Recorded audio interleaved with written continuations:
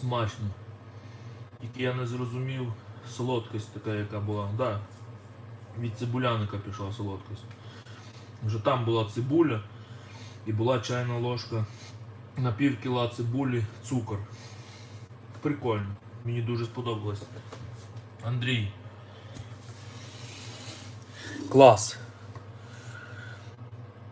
Блюдо топчик. І смачненько так виглядає смачненько. І по смаку